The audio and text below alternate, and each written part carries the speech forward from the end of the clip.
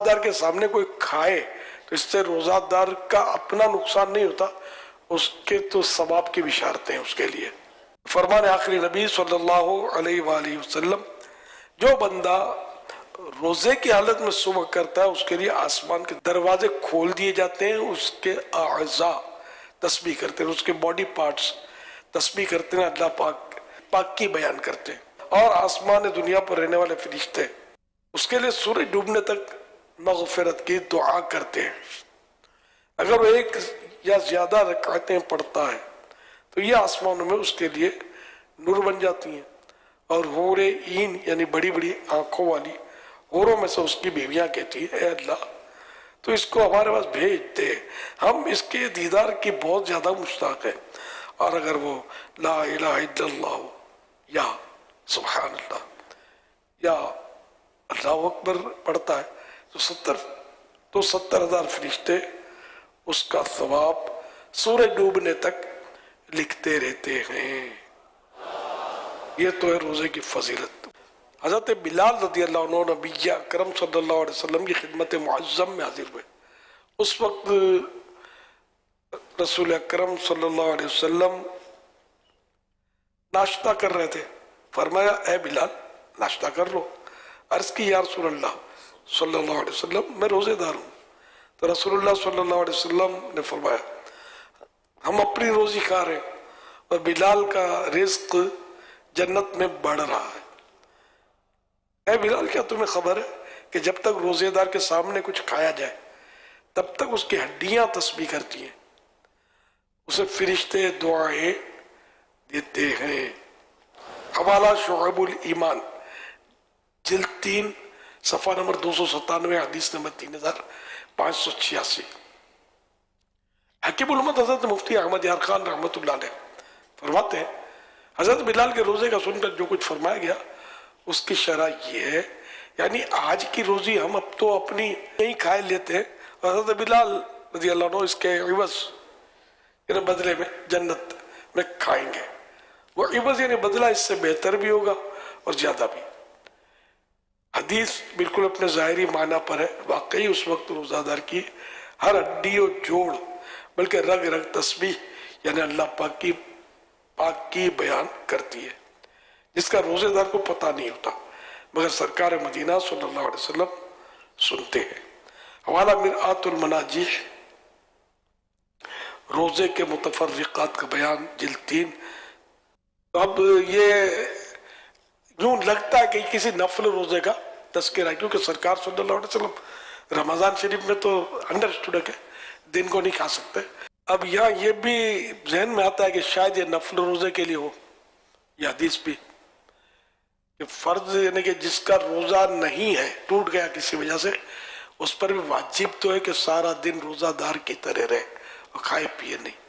अलबत्ता बात सूरतें जो मैंने बताई, मरीज ऐसा मरीज जिसको शरीयत की रुख्सत है या जिसको नमाज माफ है, उनकी कुछ गुंजाइशें पड़ी है किताब में। अब ये मुतलकन हर वक्त सबके सामने खाते फिरे, जिनको इजाज़त भी है तो हुक्म यही है कि वो छुप कर खाएं। सर ये नहीं, ऐसा ना हो कि वो लोगों के सामने खाएं जिससे उनको लोग उनसे बदजन हो। लेकिन बहरहाल ये हदीस मुबारक में कोई तखसीस तो है नहीं। उम्मीद रखी जा सकती है कि अगर कोई ऐसे उज़र की वजह से घर में कोई किसी के सामने खा लेता है तो अल्लाह की रहमत से उम्मीद है कि अल्लाह पाक इसका सवाब अता फरमाए। अब बात बेबाक होते हैं, रोजा नहीं रखते, खा रहे होते, सिगरेट फूंक रहे होते हैं, तो रोजादार उसको देखेगा तो ऐन मुमकिन है उसको भी ये फजीलत हासिल हो। सवाल है कि मैं दोनों टांगों से माजूर हूँ और मैं माह रमज़ान के अल्हम्दुलिल्लाह सारे रोज़े रख रहा हूँ। मैं घर में तरावी के लिए मेरे लिए क्या हुक्म है? मैं घर में तरावी पढ़ सकता हूँ या नमाज फ़र्ज़ पढ़ सकता हूँ रोज़े की हालत में? जज़ाकल्लाह खैरा। अल्लाह पाक आप पर रहमत की नज़र फरमाए और आपको सब्र अता फरमाए। अल्लाह रोज़ा कबूल करे। नमाज तो सारे ही साल पढ़नी होती है, और जो उज़्र आप बता रहे हैं तो वाकई अगर ये ऐसा है कि आप मस्जिद में जाने में आपको सख्त तकलीफ है, कोई ऐसा नहीं है जरिया कि आप चले जाएं। बाज़ औक़ात ऐसी व्हील चेयर होती है कि जिस पर बैठकर बआसानी नीचे की जगह होती है, तो इधर उधर घूमने भी जाता है बंदा, व्हील चेयर इस तरह का जो माजूर होता है। तो मस्जिद 2 कदम पर है, तो अब इसमें सुस्ती ना की जाए, मस्जिद में जाकर नमाज भी पढ़ ली जाए व्हील चेयर पर جائے آئے, ویل چیئر خود اکیلا بھی چلا لیتا ہے, اس طرح کے بھی اس میں سسٹم بن جاتے ہیں.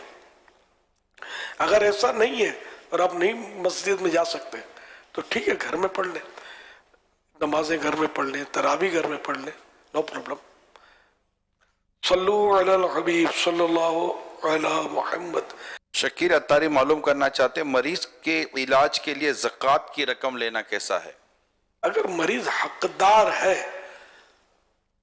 جس کو زکوٰۃ دی جا سکتی ہے تو اس کو مالک بنا دیا جائے, پیسوں کا یا دواؤں کا یا انجیکشن کا جو بھی ہے مالک بنا دیا جائے. یہ نہیں کہ اس کا بیڈ اس کے لیے لیا تو اس کا کرایہ پیمنٹ کر دیا یا اس کو انجیکشن گھونپ دیا زکوٰۃ کا بھی سوچ, یہ نہیں چلے گا. یہ دوا پلا دی, یہ نہیں. زکوٰۃ میں تملیک شخصی فرض ہے. زکوٰۃ اسی صورت میں ہوتی کہ حقدار کو اس زکوٰۃ کا جو مال ہے اس کا مالک بنا دیا جائے. اب یہ جو جائے کرے, کرایہ بھی خود اس کے بیڈ کا یا روم کا دیں گے زکوٰۃ سے تو زکوٰۃ نہیں ہوگی. کرایہ بھی چلو ایک صورت ہے کہ اس کو رکھا ہے, رقم اس کے ہاتھ میں دے دی, وہ مالک بن جائے. اب وہ چاہے پیمنٹ کرے کرایہ جو بھی کرے. مالک بنانا مطلب یہ ذہن میں رکھیے کہ وہ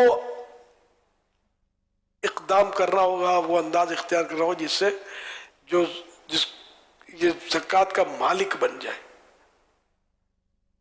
یہ آج کل سماجی اداروں میں ایسا ہر جگہ ہوتا نہیں ہے. یہ زکوٰۃ, فطرہ,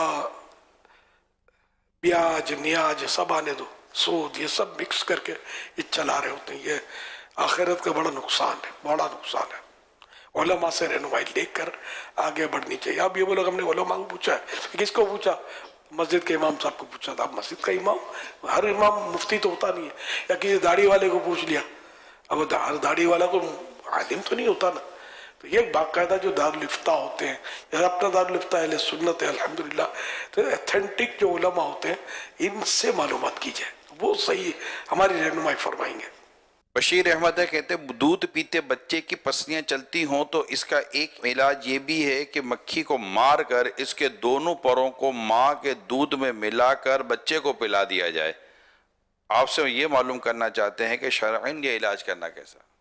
میں نے تو پہلی بار سنا.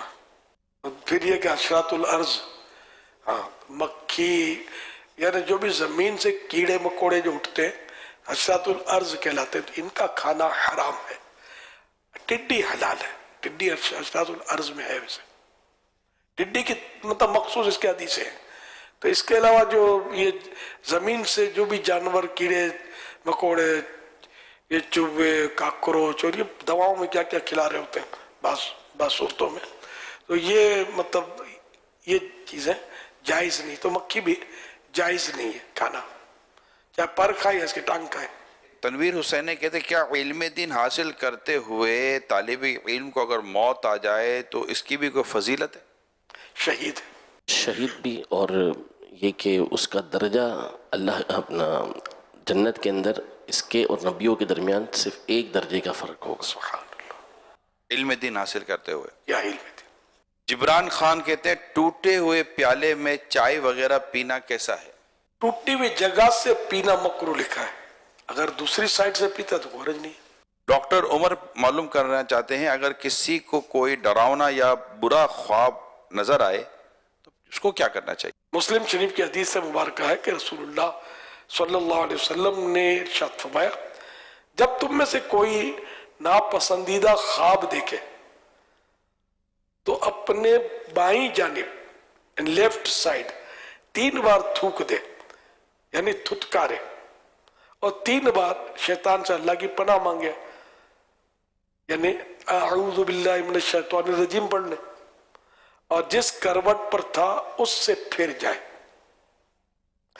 یعنی تھتکارنا ہے 3 مرتبہ جب کوئی ناپسندیدہ خواب آ جائے, برا خواب آ جائے, ڈراؤنا خواب آ جائے, ناپسندیدہ, تو تھتکارنا اپنی لیفٹ سائڈ ہے 3 بار. تھوک نکالنا نہیں, کسی پر تھوک پڑ جائے چیزیں خراب ہوں تو تھوک تھوک تھوک.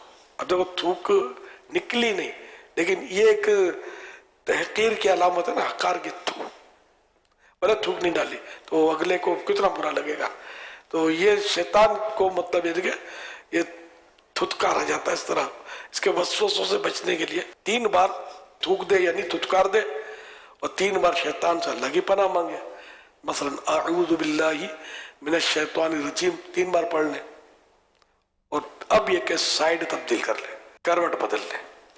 جب تم میں سے کوئی پسندیدہ چیز دیکھے تو اپنے پیارے کے سوا کسی سے بیان نہ کرے، اور جب ناپسند بات دیکھے تو اس کے شر سے اور شیطان کے شر سے اللہ کی پناہ مانگے، اور 3 بار تھوک دے، وہی تھتکار دے، اور اس کی خبر کسی کو نہ دے تو وہ خواب اسے نقصان نہ کرے گا۔ بخاری و مسلم۔ یہ دوسری حدیث ہے، اس میں تھوکنے کے لیے سمت نہیں بیان ہوئی، دائیں بائیں کچھ بیان نہیں ہوا، اور یہ بھی ہے ملتا جلتا۔ اب اس میں کہ جو دیکھا اس میں بھی تو شر ہے نا، آدمی ڈر جاتا ہے اور کیا پتا اس کی کیا تعبیر ہو، تو اس میں یہ کسی کو بولے نہیں کہ آج تو میں نے یار بڑا خطرناک خواب دیکھا، جیسے بتاتے ہیں نا، یہ بتانا نہیں ہوتا، برا خواب بتانا نہیں ہوتا، اچھا خواب صرف اہل کو بتانا ہوتا ہے، نہ اہل کو نہیں۔ بھی بتانا چاہیں تو کوئی فرض واجب نہیں ہے کہ اچھا خواب بھی سب کو بتاتا پھرے، اور یہ کہ اس برے خواب سے، اس برے خواب کے شر سے، اس میں جو برائی ہے اس سے، اور شیطان کے شر یعنی اس کی برائی سے اللہ پاک کی پناہ مانگے کہ یا اللہ مجھے اس خواب اور شیطان کے برائی سے بچا، یہ دعا کرے، انشاءاللہ الکریم یہ نقصان نہیں کرے گا خواب۔ مگر یہ نہیں سب کو ڈھول بجا دیا اور اب یہ پناہ مانگنے بیٹھے ہیں، بتائے بغیر یہ سب کرنا ہے، رواتا نہیں ہے، کوئی ایسا خواب نظر آ جائے تو بندے سے رہا نہیں جاتا کہ آج تو یار یوں تو یوں یار میں تو ابھی تک کانپ رہا ہوں۔ اس میں صبر کرنا ہے۔ صلو علی الحبیب صلی اللہ علیہ محمد صلی اللہ علیہ وسلم۔ میرا سوال امیر علیہ سنت کی بارگاہ میں یہ ہے کہ اگر کوئی شخص مکمل قرآن پاک پڑھ کے اکٹھے سجدہ تلاوت کرتا ہے تو اس کا کیا طریقہ کار ہوگا، رہنمائی فرما دیں۔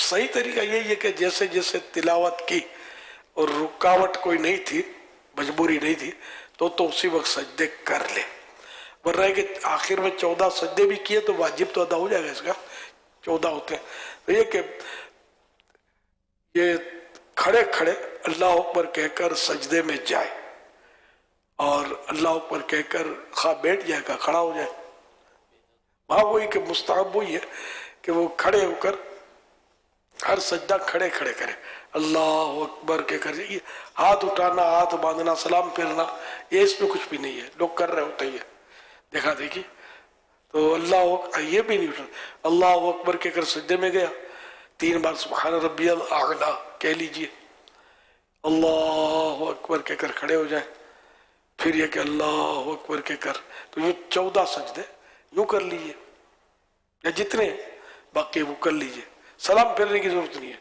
نہ تحیات پڑھنے کی ضرورت ہے۔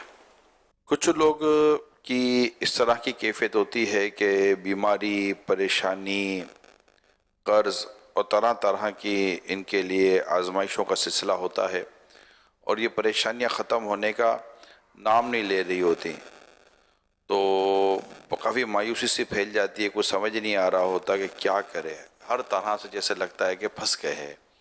ایسی صورتحال میں آپ ان پھنسے ہوئے اور اس طرح حالات میں گرے ہوئے کیا مشورہ دیں گے؟ پیارے آقا صلی اللہ علیہ وآلہ وسلم کو جب کبھی کوئی غم پیش آتا تو اپنے رب کی بارگاہ میں عرض کرتے، یا حیو یا قیوم برحمتک استغیث، کہ زندہ اور قائم میں تجھ سے تیری رحمت سے فریاد کرتا ہوں۔ الدعاء سلاح المؤمن، دعا مومن کا ہتھیار ہے، تو حدیث پاک یہ بھی ہے۔ تو اس طرح مطلب ہم لوگ دعا میں اگر توجہ کریں، دعا میں کوشش کریں، تو جو بھی کرنا ہو تو رب نے ہی کرنا ہے، ہم لاکھ ہی جو بھی مطلب ہیلے کریں، علاج کریں، بندہ دم توڑ ہی دیتا ہے نا، بچانا ہے تو رب نے بغیر دوا کے وہ شفا عطا فرما دیتا ہے، وہ دوا کا محتاج تو نہیں ہے۔ تو یوں مطلب ہے کہ اللہ پاک سے دعائیں مانگیں۔ بارگاہ رسالت میں ایک بار مولا علی شیر خدا رضی اللہ عنہ نے عرض کی تو سرکار صلی اللہ علیہ وسلم نے انہیں تعلیم فرمایا کہ بسم اللہ الرحمن الرحیم ولا حول ولا قوت الا باللہ العلی العظیم، یہ پڑھ لیا کرو، اللہ پاک جن بلاؤں میں سے چاہے گا اس بلا کو تم سے دور کر دے گا۔ یہ مضمون کی بھی حدیث پاک ہے، بسم اللہ الرحمن الرحیم ولا حول ولا قوت الا باللہ العلی العظیم۔ تو اتنا شاید دشوار نہیں ہے، تو کیوں مطلب ہے دیکھیں اللہ پاک کی جناب میں عرض کرتے رہے، درود شریف پڑھتے رہے، ہر درد کی دوا ہے صلی علی محمد، تعویذ ہر بلا ہے صلی علی محمد۔ اللہ پاک آپ کی مشکلیں آسان فرمائے، پریشانیاں دور فرمائے۔ سر زندگی کی گاڑی جو ہے نا یہ مسائل کے پہیے پر چلتی ہے۔ اب کوئی بولے زندگی میں مجھے کوئی تکلیف نہ ہو تو یہ ممکن نہیں ہے، تکلیفیں آئیں گی، آتی رہتی ہیں۔ بڑے سے بڑا مطلب دنیا کا بادشاہ بھی ہو وہ بھی تکلیف میں ہوتا ہے، بڑے سے بڑا وزیر ہو وہ بھی تکلیف میں ہوتا ہے، بڑے سے بڑا طاقتور پہلوان ہوتا ہے، پریشانی اس کو بھی لاحق آتی ہے۔ یہ دنیا ہے، دنیا پریشانیوں کا گھر ہے، اس میں اگر پریشانیاں نہیں آئیں گی تو کیا جنت میں آئیں گی؟ جنت میں نہیں ہوں گی پریشانیاں، ایک ہی وہی جگہ ہے کہ جب پریشانیاں نہیں ہوں گی۔ جنت میں نہ بیماریاں ہوں گی، نہ پریشانیاں ہوں گی، نہ ٹینشن ہوگا، نہ کوئی دشمنی سے خطرہ ہوگا، نہ غیبت، نہ چگلی، نہ جھوٹ، نہ دھوکہ، کچھ بھی اس طرح کی چیز نہیں ہوگی۔ سکون ہی سکون، امن ہی امن، رحمت کے سائے میں، اللہ پاک کی رحمت کے سائے میں رہیں گے، آقا کے جلووں میں انشاءاللہ موج کرتے رہیں گے۔ یہ دنیا کی تکلیفوں سے گزر کر صبر کر کے دامن مصطفیٰ تھام کر چلتے رہیں گے تو انشاءاللہ ان کے پیچھے پیچھے جنت بھی چلے جائیں گے انشاءاللہ کریم۔ ایک بزرگ فرماتے ہیں اگر تجھے کوئی ناگوار بات پیش آئے اور اسے چھٹکارے کی کوئی صورت نہ بنتی ہو تو تم ہمت نہ ہارو اور یوں اس مصیبت سے خلاصی پاؤ، اور اگر اس مصیبت سے نکلنے کی کوئی راہ ہی نہیں تو کم از کم رونا دھونا تو مت مچاؤ، کہ شور و غل اور واویلا مچانے سے کیا حاصل، کیا بیماری پریشانی چلی جائے گی۔ یہ ایک صبر کرنے کا انداز ہے، بتایا ایک بزرگ نے روز الاخیار صفحہ نمبر 189 کے ذریعے کہ مصیبت آئے تو ہمت مت ہارو، اور یوں ہمت نہیں ہارو گے، ذہن بنا لو گے کہ یار بس ٹھیک ہے جو میرے رب نے چاہا وہ ہوا، تو اس طرح بھی صبر کرنے میں آسانی ہوگی اور اس مصیبت سے خلاصی ہوگی بے صبری کی، اور مصیبت سے نکلنے کوئی راہ نہیں۔ اگر ایسی مصیبت ہے کہ کوئی رستہ ہی نہیں نکلنے گا اس سے تو بھی رونا دھونا مت بچاؤ نا، رونے دھونے سے تھوڑی مصیبت چلی جاتی ہے۔